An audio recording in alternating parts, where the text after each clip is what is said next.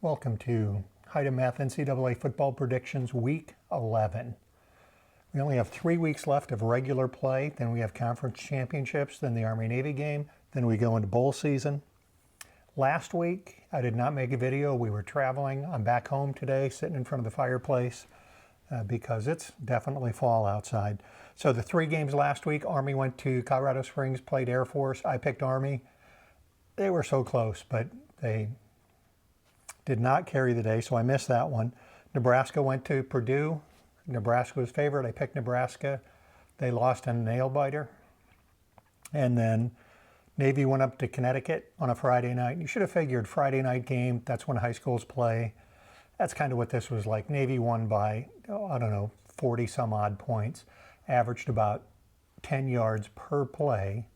So I picked Navy, Navy won. So I was 1-2 last week, and I'm 53 and 21 overall. So this week, Nebraska and Navy have a bye, so my guest picker is bye. So in other words, we're not having a guest picker because of those 2 byes. Because of that, we have 3 game of the weeks. First game, UMass 1-8 against Army 3-6. Army's favored by 35. And anytime Army's favored by 35, that means the team they're playing against really isn't having that good of a season. So I'm going to pick Army big at home. Kansas State goes down to play Texas. Kansas State is 6-2. Texas is 5-3. Texas favored by a touchdown. In honor of my son-in-law, I'll pick Texas for that. Next game, Iowa going to Wisconsin. Iowa 6-2, Wisconsin 6-2. Wisconsin's favored by 10. James, I'm picking Iowa for you.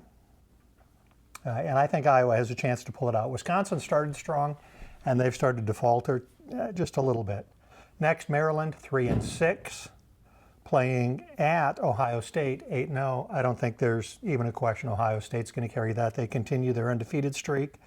They're actually favored by 42 points. How many touchdowns is that? 6? A lot.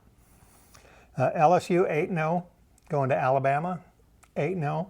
One of those teams is not going to walk out 8-0, but I still think those are 2 teams that are going to make it into the college football playoff. So losing to the number 1 team, or the number 1 team losing to the number 2 team, you're not going to drop out of the top 10 for something like that. Alabama is favored. Let me get the current line is by touchdown. I think Alabama will win. I think it will be a low-scoring defensive game.